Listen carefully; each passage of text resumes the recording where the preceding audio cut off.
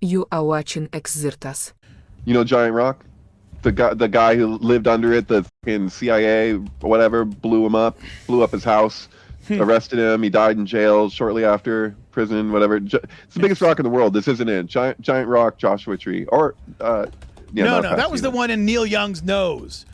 Yeah, it's actually not in Joshua Tree, the park per se, but there it is. Yeah. And so there was like some Wow. Native American prophecy around how the rock would break and what that would mean or whatever, if it broke on this side. So this was apparently a positive break. I don't know. I was told A lucky but, break? yeah, people have written all over it. I actually wrote something on it. I can't remember what I wrote though. But yeah, it's the biggest. Patrick, probably rock in join the world. Discord. Talk to me there for sure. So this guy who lived under this rock had got some alien contact, whatever. This is the site of the largest UFO conference at its point in history. It was all these people came to this spot, and this guy had gotten a vision that he said was basically how Solomon's temple was constructed, and he built another.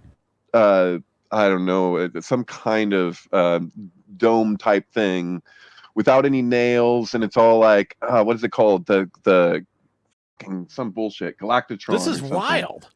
You don't know about this? Yeah, type in Giant Rock and do a Wikipedia search. It'll come up. Just Giant Rock, nothing else.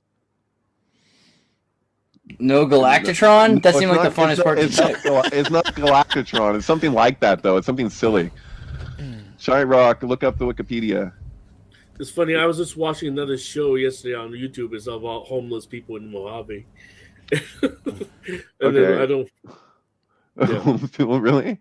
Yeah. They're because they don't know where to place them. They're just go to the desert and police will never bother you. So these people just try to survive the best they could. So scroll down there. In the 1950s, Giant Rock. Okay, so here we go.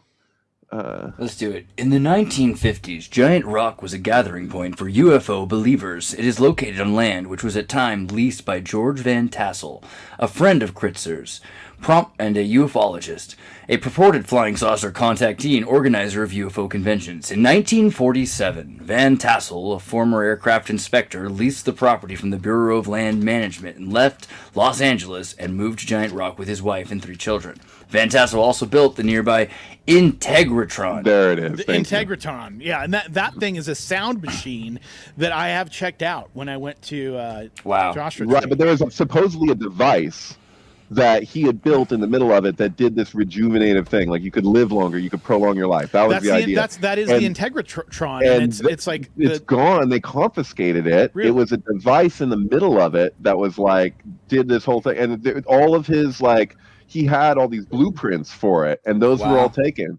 And so this was one thing. This was the shell of the temple, but the fucking holy of holies equivalent of whatever device he was using that achieved this effect, that's all fucking gone. So that was confiscated along with everything else, and his house was blown up. And if you go to Giant Rock, you can see the streaks from the dynamite that they fucking took out his house.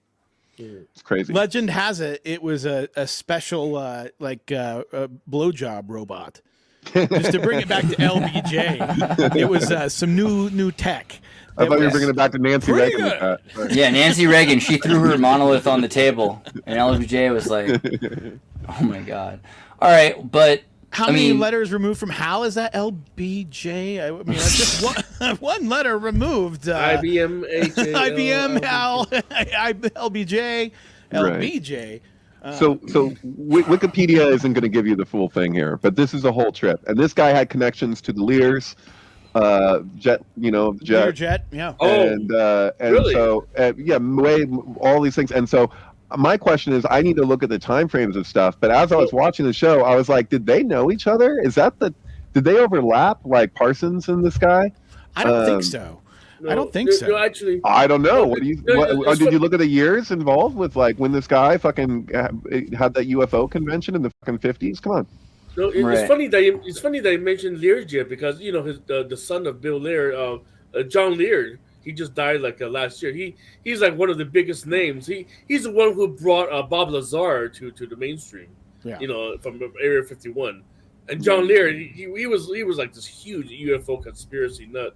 And so I wonder if there's Jack Parsons, and I've actually, oh my gosh, it's such a weird sync. I've been to the place that Graham Parsons died at that looks exactly like the same rock. Literally, no, it's in Joshua Tree. It looks exactly like the same rock, and they burned up Graham Parsons. They stole his corpse from LAX. And because this was his last will and testament, if you look at dude, and he was like Graham the biggest in rock, which is a thing, right? Flying Burrito Brothers. So the Flying Burrito Brothers were his band, which it's a direct UFO inference. Oh, Flying Burritos. Yeah, like the Chilean Argentinian. What do you call those? The like the rocket that's a tube in the sky, like the cigars. Right, exactly. So the cigars, right? Yeah, back to the cigar. They're really Havana good, syndrome. If you're hearing voices in your head, that's Havana syndrome, right? Interesting. That's everywhere right now, right? So when your like secret message is a little too clear, and they have to throw you out. But look at Graham Parsons' rock. Graham Parsons. Well, see, the irony is when you tie. Yeah, because they're going to think I'm talking about rock and roll. It looks like the same rock. Right. You can see it, and you can see where it's burned underneath it. I'm going to try Boulder, but even then they're going to be like the Colorado tour. No, here it is. I'll send the link in the chat. Is this wrong? No. So, who's the guy in Jackass? Who's the star of Jackass? What's his name? Johnny Knoxville. Johnny Knoxville's in the movie about the guy, the true story about the guy that stole Graham Parsons' body to burn it there. Because they weren't going to let him burn his body on the location. So he went and fucking he took the fucking the what do you call it?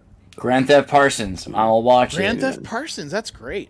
That's good for him.